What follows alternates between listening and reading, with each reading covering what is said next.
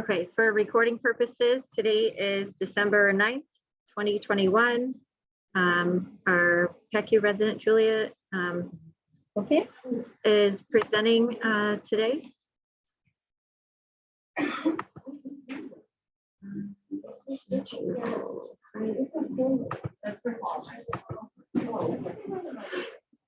right, there's share screen. Oh, all right there. So here. Do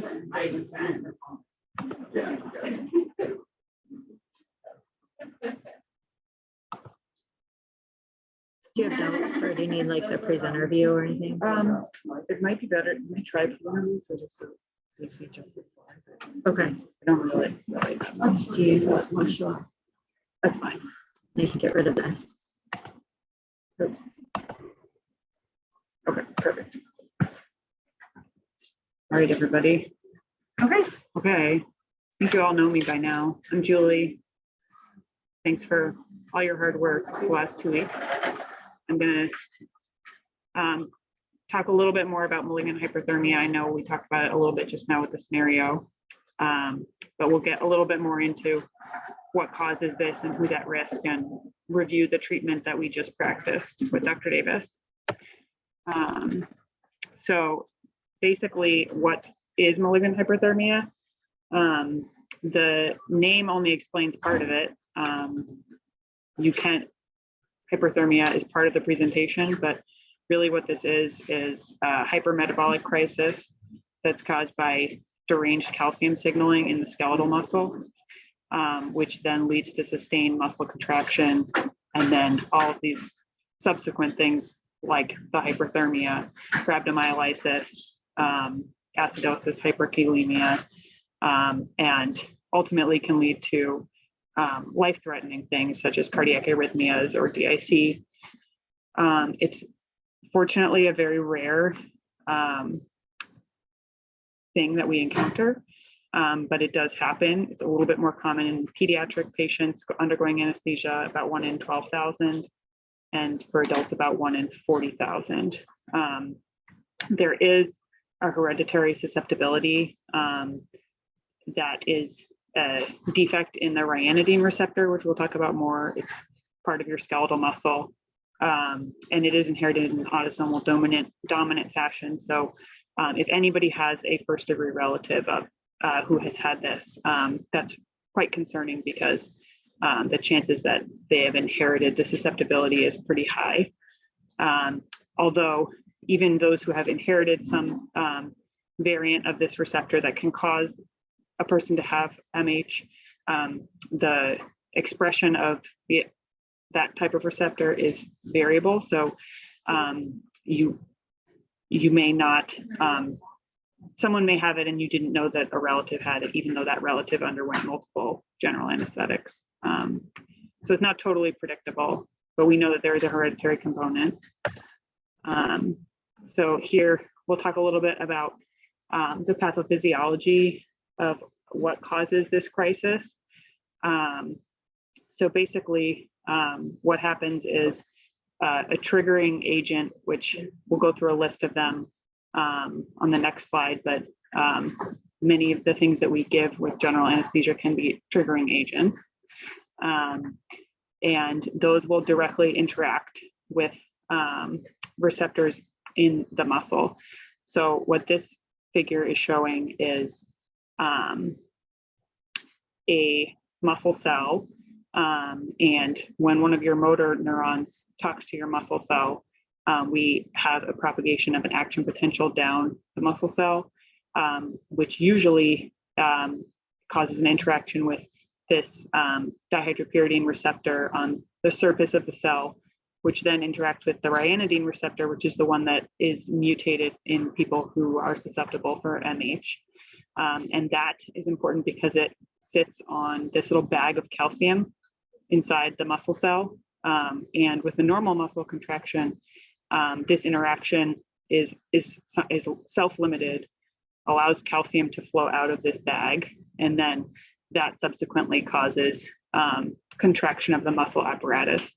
But in people who are susceptible to MH, And what happens when you have an MH crisis is the interaction between these two receptors is just messed up and is not self-limited. So you have just a ton of outflow of calcium from this bag. And this is obviously a problem. Part of the reason why this causes what we call a hypermetabolic state is that your cell is going to use a lot of ATP, it's basically going to use a lot of energy to try to bring the calcium back where it's supposed to live in this bag. And then all the calcium that does escape is going to cause the muscle to contract, which is going to use further energy, cause the patient's temperature to rise pretty dramatically, which can then affect coagulation, can cause the patient to go into DIC. The sustained contraction of the muscle is going to cause release of myoglobin, which can cause kidney damage pretty quickly. So the patient could go into renal failure as a result of this sustained muscle contraction. And then also a lot of potassium can be released with this contraction. So your serum potassium can go way, way up, which can predispose the patient to arrhythmias. Oh, and also interestingly, you might be wondering why we give paralytics all the time to people in the OR. And if this is a sustained muscle contraction, you might be wondering, why don't we treat it with that here? Because that should relax all the muscle. But that actually would not work, because basically the interaction between these two receptors is what's causing it. And that's sort of inside the muscle cell itself. And it does not have to do with the motor neuron and its connection to the muscle cell. So disabling that sort of talking between the neuron and the muscle cell doesn't actually help the problem, because the problem is downstream of that, and it's really in the muscle cell. And once it's been set off, it's just been set off. So let's review some of the triggers. Any depolarizing neuromuscular blocking agent can trigger this. Pretty much the only one that we use regularly that is a depolarizing neuromuscular blocker is succinylcholine. Patients who got a non-depolarizing neuromuscular blocker with their anesthetic, so rocuronium would be the most common example, that's not actually a trigger for it. And this kind of makes sense, because the depolarizing neuromuscular blockers actually do cause fasciculation when you give them, because the muscles do fire.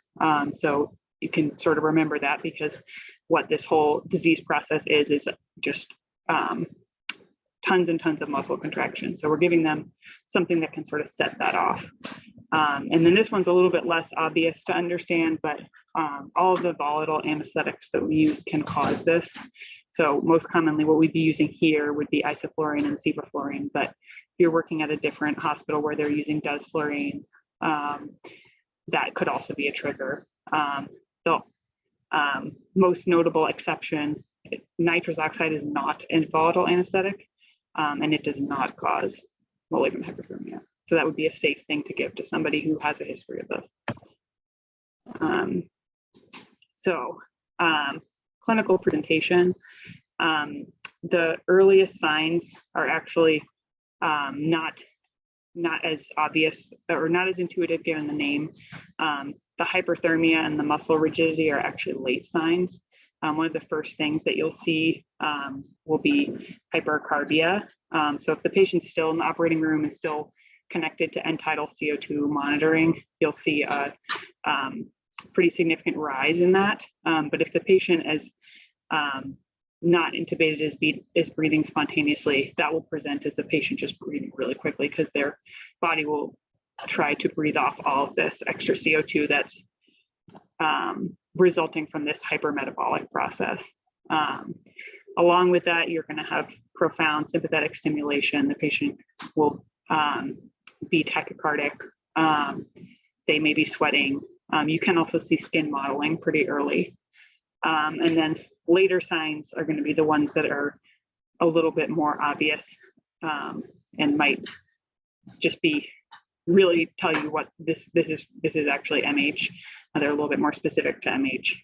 So that's when you're going to see the muscle rigidity, the hyperthermia.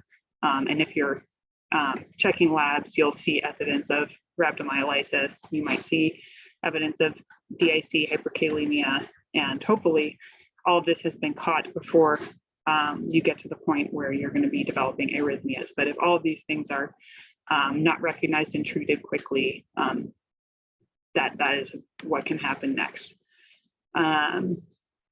So another important thing for us in the PACU, this isn't necessarily going to happen immediately after the patient is exposed to a trigger. So this could happen right after the patient receives succinylcholine or right after they are started on one of the volatile anesthetics. But it also can be delayed by several hours. So the patient might actually be done with their surgery and be in the PACU when this starts. And they also may not have, their history may be misleading. They may be, people can be susceptible to it and undergo general anesthesia without a problem. And then the next time they undergo it, this whole thing happens. It's not totally clear why.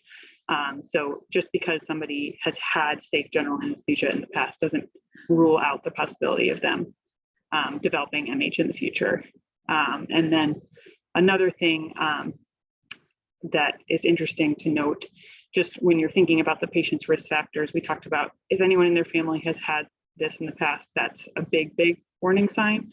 But somewhat counterintuitively, patients with myopathies, a lot of them actually do not have a definitive relationship with risk of MH. So the only ones that do are actually ones that are very rare, and they're known to be associated with defects in this ranitidine receptor. One example is central core disease. I personally have never seen a patient with central core disease, but some of the more common myopathies that we would see, like Duchenne's or something, that that can have important implications for their anesthetic, but it doesn't necessarily put them at a higher risk of MH. But like the case Dr. Davis was talking about that happened somewhat recently, where they did call the hotline, anyone who has a history of sort of unexplained rhabdomyolysis or just like unexplained fever after anesthetic, those would be warning signs. So how do we treat this? The most important thing is to eliminate all the triggers. So probably in the PACU, this isn't as relevant for us, but in the operating room, that's the first thing that needs to happen. And this can be, this requires a lot of hands to treat. So along with stopping everything, the very first action should be to call for more help. And the patient should be hyperventilated to help them get all of this CO2 out of their system, because we know that they're going to be producing way more than a normal person would, because their body is kind of in overdrive. So we're going to hyperventilate them. We're going to give them 100% oxygen. And then the next thing would be to have someone bring the MH box, which we just took a look at ours. So that's going to contain dantrolene.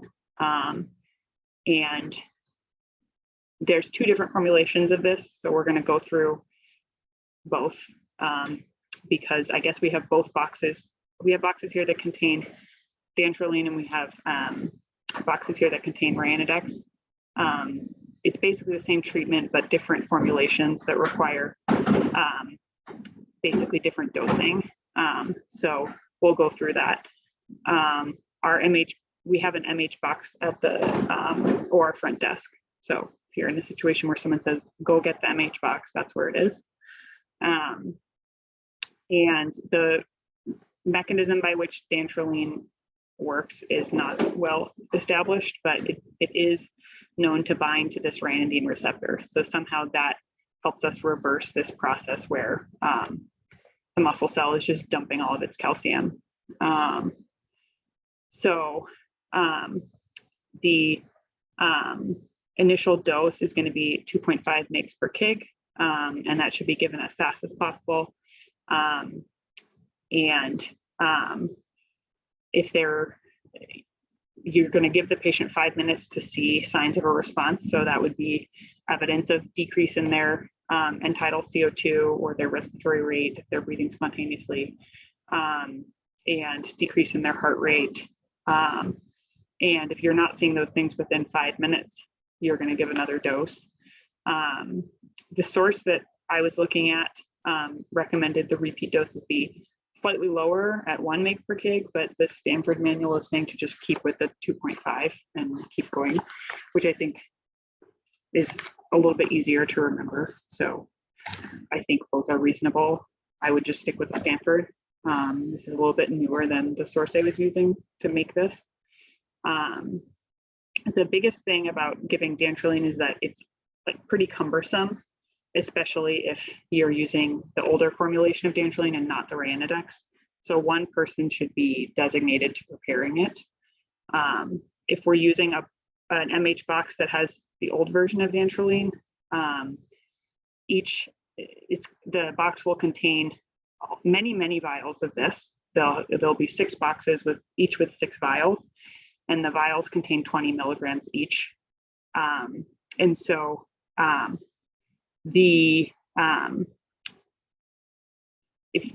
since we're trying to give 2.5 mg per kg,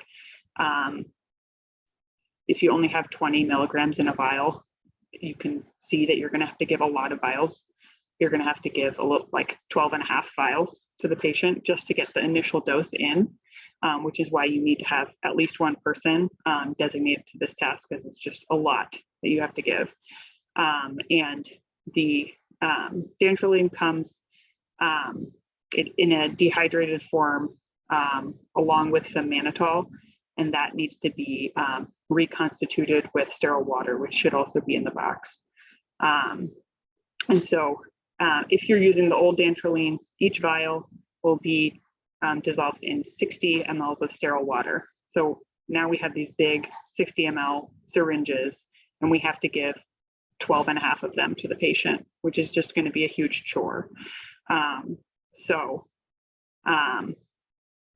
That's just something that the team has to be prepared for and set aside a person to do.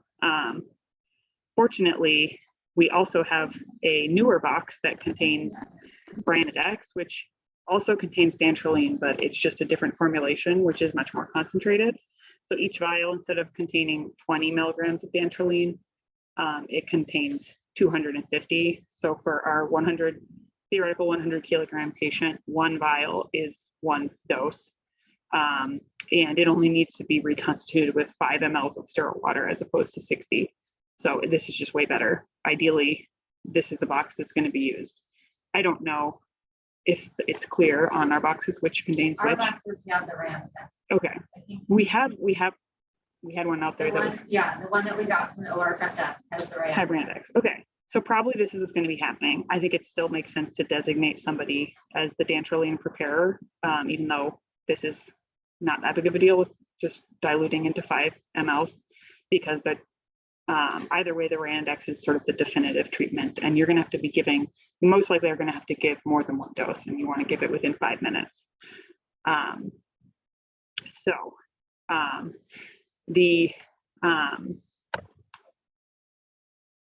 That is sort of the definitive treatment. As we're giving the dantrolene, we're going to also be treating all of the sequelae that we talked about that can happen when somebody has an MH crisis. So it is important to begin a cooling process, because the patient's temperature can elevate very, very significantly, which can cause problems on its own, such as coagulopathy or DIC. So the recommendation is to actively cool, and different sources that I looked at sort of had a different target. Some said stop at 38, some said stop at 38.5.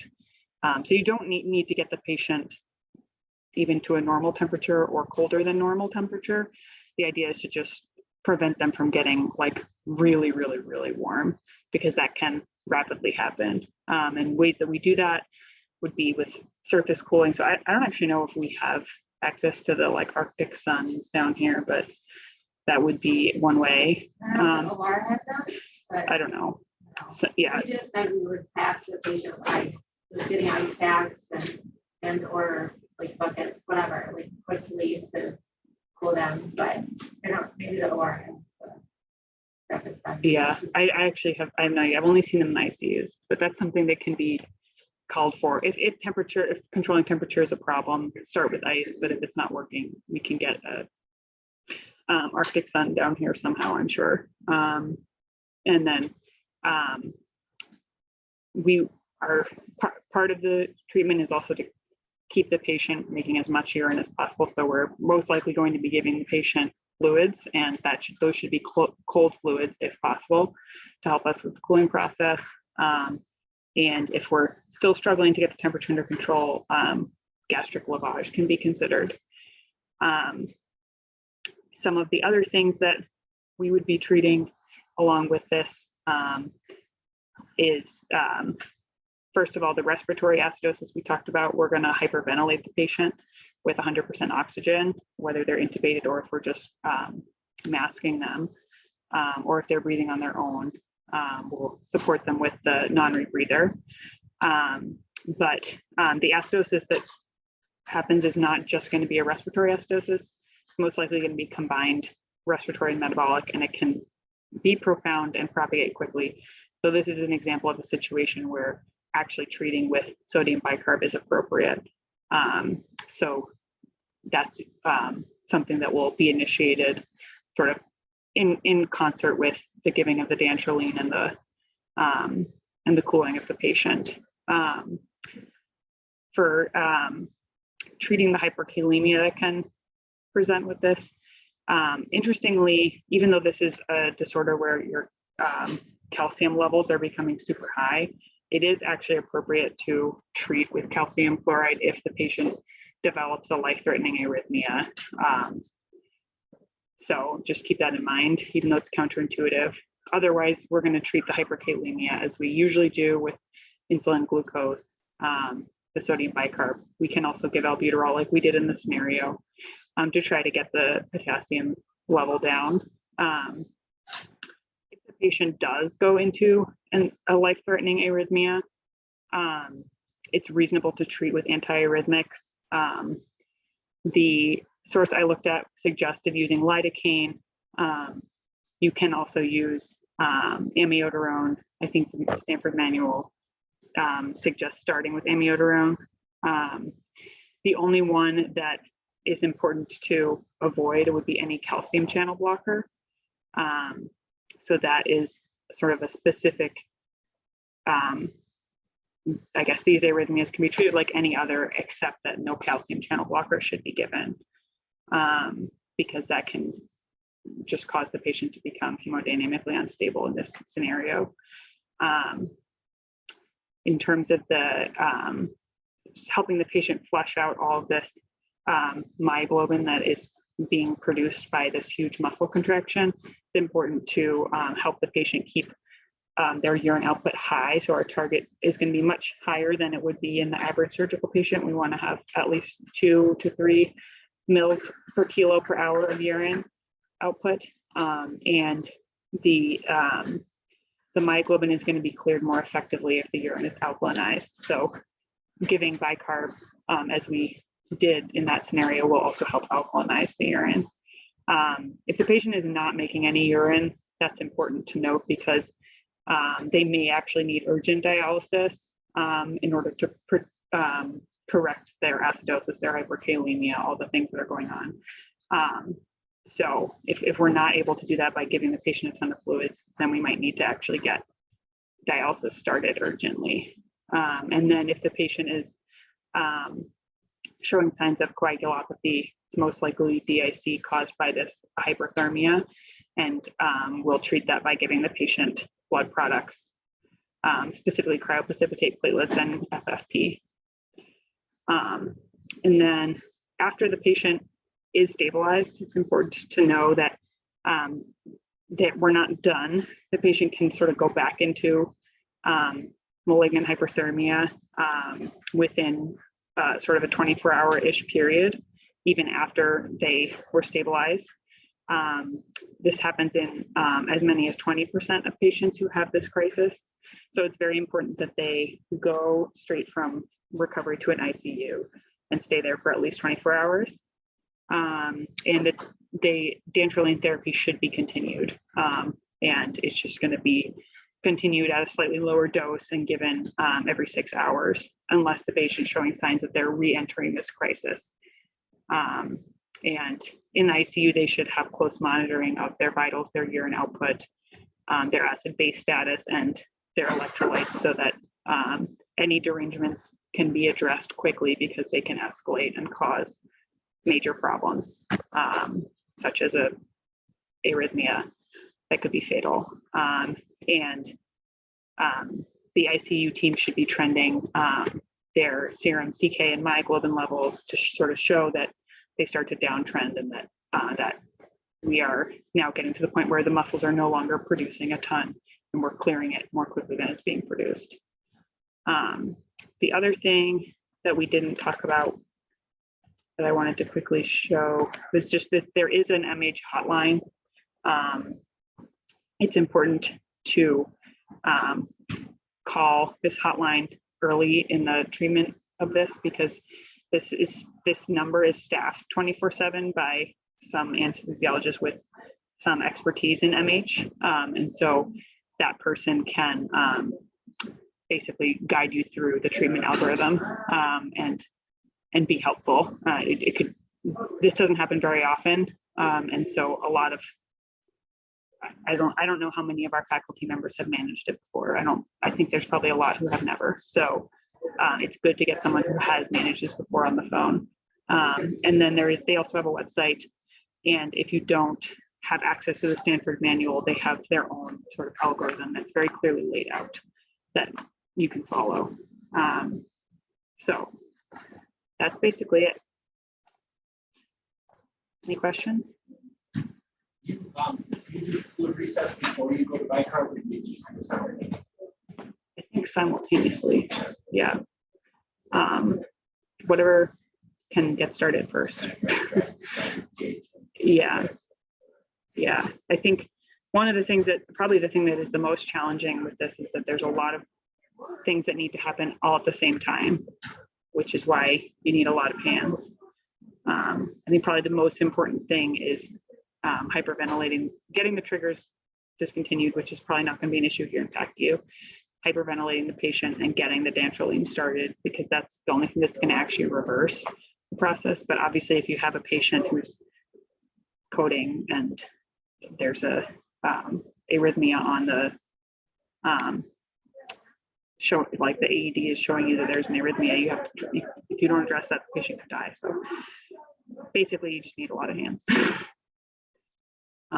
And even if somebody is coding, I think a team member should still be designated to preparing the dantrolene, even though that's not part of our ACLS algorithm, because none of this is going to get reversed until you give that. One of the things that's unique about this place too is we get people from all over. If you have somebody from the northern parts of the state or in the UP, the Native American population have a much greater risk for MH. So, I mean, in-house, how often do you give subs? Like, Not that often, but like not polarizing, but like yeah. The helicopter services in northern Minnesota, Wisconsin, North Dakota, all those places, because they have a higher Native American population, they don't give sucks in the field because of the risk for MH. So if you have somebody from, that's coming, that was a lifelong UP, they probably have Native American heritage, which will increase their risk. Didn't know that. Thank you. I don't know if there's a question in the chat. I don't know if you Oh, can see. I think there probably is. I was ignoring it.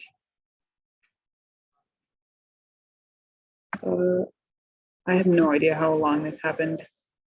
So there was something about first question was, if the patient does not have a Foley, yes, it would be good to place a Foley, because we want to make sure that they're making a lot of urine quickly. But I think in terms of prioritizing what needs to happen first, still the dantrolene is going to be up higher, but it is important to get a Foley in the patient quickly. We didn't do that in the scenario. We just practice, so that's a good point. And then the summary, so I don't know of any recent MH cases at U of M. What I was referring to is we just did like an ACLS scenario with a mock MH patient. We did have, yeah, he had a history of rhabdo, unknown, with an unknown origin, like why, and then he was rigid, mouth open, febrile when he was presented in PACU, and his mentation was not appropriate as well. So they suspected MH. They called the hotline and then went through the algorithm to kind of rule out, or with that expert, and then said no, they didn't feel it was necessary to proceed and give Ryanodex. And then, yeah, and then they did the drug screen and it said it was positive for cocaine. So.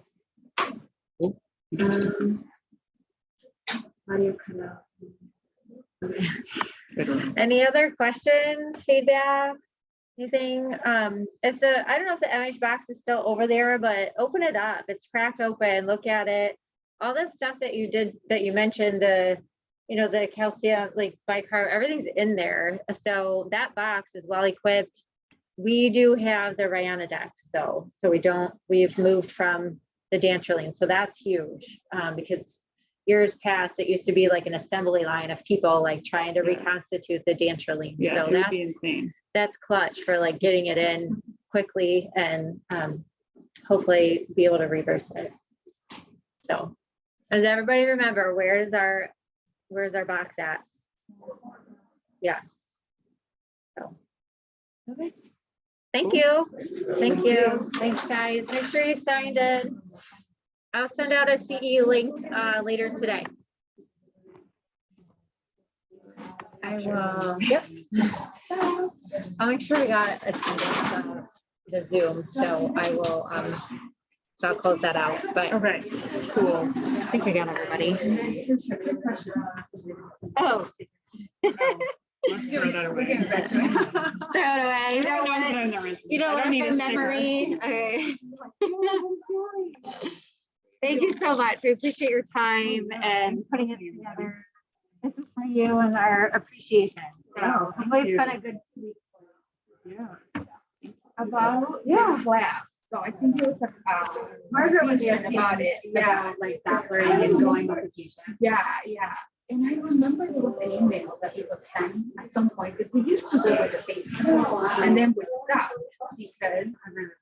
And I tried to look for emails. And I know Margaret said that too. And I was like, so I tried to look at the email and I don't have it either. But it was, I think about, because we were asking, do we need to still go with this type of patient? Because there's nothing to show. If they have a stitch, if they have a Doppler. No, this is like continuous. Okay. This is like not a graph. This is just like a download with a box. And it sounds like literally a download. So you're saying there was an email that said that we don't have to go? I think we addressed it before. I don't remember who it was, but I think at the end it was made up which patients we had to go with.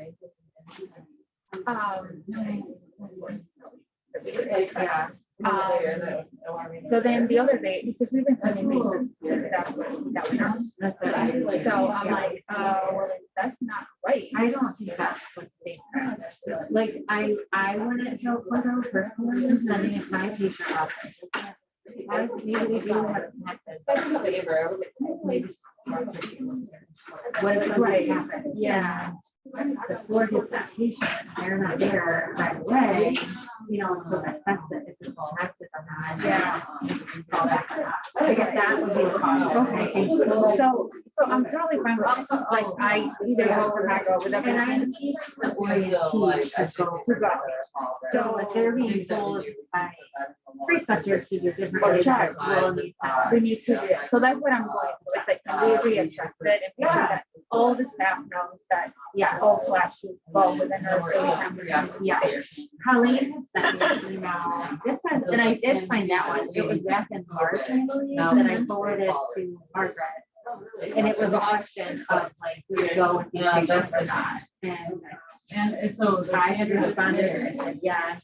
And I think Margaret had led into further explanation and said, yeah, like to our knowledge that didn't ever change. So I know how things get kind of like convoluted and mixed up. And, Yeah. oh yeah, now we're not doing it or they do it, but Yes, and it's like one person says the other, and then it's the whole unit knows. and I don't know if Margaret will speak to like actual policy if it's written or not. But maybe it needs to be, so that would be Yeah. something. Yeah. And so Even we his need to floor get too. everybody.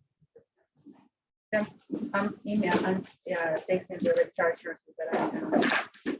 Okay. If there is an email, so. I couldn't find one, but that I doesn't mean know. that I saved everything either, but I'm pretty good about filing all that. Did you get the attendance off of this? I Oh. got, did I get Mike Jones? I did not get him. So you had I Mike, got- Jason, Deb Birchie. Okay, so I didn't get everyone. Okay, I got Jen Chu, Emily, and Jason. And then there's Deb Birchie, Birchie. Bagley. These are all the ones. Deb Birchie, Mike. Yeah, you can't forget me. I got Hey, ya. You're still on there. Yeah, I'm just sitting at the table drinking coffee, listening to you guys. Nice. Oh, Melina is asking a question. About the flap, so I have Trisha here. So she said that, so technically we should be going with the patient. And we Okay, used to, that's new information. we used to do it before, but somehow in some point, I remember it was talk it about it stopped? and then we stopped. Good. Yeah, that was how I was taught, was anytime you don't have a Doppler that you have to show to somebody, it is not a nurse transport. But if they have a continuous monitor, so if they, Yeah. if staff that doesn't have a stitch, you're saying, or like a continuous monitor, then you don't go. Even if they have a continuous monitor, what's the purpose in us going? I mean, that's no different than having a PCA. It's not like we physically do something to the continuous monitor.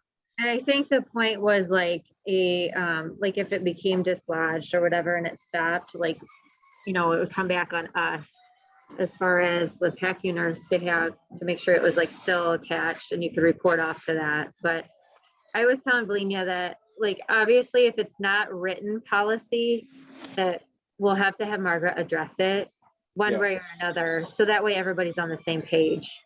I agree. Like we were having a little text thread during the entire conversation. Nice. I'm kind of sick of all the gray area stuff. Like there's a lot of these, like we were talking, I was texting about trachs too. I'm like, why is it my job to determine whether this trach's been manipulated, or look up and see if this trach is fresh to this admit if they've been here for a month? Like, I feel like if there needs to be a nurse transport on any patient in the hospital, there should be an order that states nurse to transport. Transport. And that's probably a good point. Maybe we go in that direction. Maybe we just need to make like a big grid of like all the patients requiring transport. Yeah. Just, and then to have it like posted at the. Transport. Yeah, I mean, like the way these order sets are built for services, it should be very easy for them to create an order that they check the box for nurse transport or check the box for not nurse transport. Oh, yeah. That's probably Just like they check whether they're gonna pick a fluid. And then I'll No, walk it's not back. at Mr. Oh, where is it? It's, sorry, Mike. It's I didn't have that one reserved. It was booked. Except this because of the OR interns are there. They're gonna be in the classroom by Noreen's office. Oh, so classroom. Sorry, Mike. Yeah, I think No, it's that fine. we can totally, if we can get a standardization, like a grid of like what patients need to be like nurse transport or not, and then have that clarified. And then if it needs to be built in the orders, Yeah. you know, if it's a provider that wants it or whatever, like we can define that. But Yeah. I don't know where that, like, I don't know the origin of that source actually lives. Like Serena just mentioned, there's an M learning about patients and transporting, but I don't think that like covers like specifics of what we require. Yeah, I don't No, I feel like most of that requires, I don't, yeah, that's true. I don't think it talks about Well, flaps. and- I'll work on that. Serena and I can come up with a grid, or if you charge nurses want to jot some things down Yeah. as far as what you want on it, and you know, make this a project, like let's get it done. Yeah. Okay. Because it is a gray area, and I'm with you. I think there's too much gray, and the inconsistency then, like, that's where we fall into problems. And Exactly. Well, and like, you know, again, I've only been here for 3 years, but it's like, we're progressively getting newer and newer and newer nurses. So it's like Yeah. our trainee or our preceptors precepting with incorrect information. you right? know, tell me about it. All of our preceptors have been here for less than a year or Exactly. around the area, and they don't know. So that's Yeah. that's the nature where we're at. So obviously we rely on you guys as charge nurses to, like, to, you know the ins and outs too. But And I think it will be a good idea, Michael, for you guys charge that whenever you give your meeting, just kind of go over what is specific to the unit. So all the church nurses are also like aware yeah.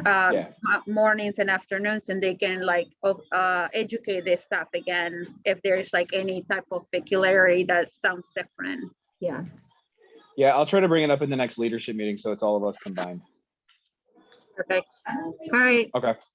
Thank you, Cool. Mike. Sounds Well, good. thanks for your Thanks, you insight. guys. Thanks for attending. We'll catch you Of later. course. Yep. Mike. See ya. Bye.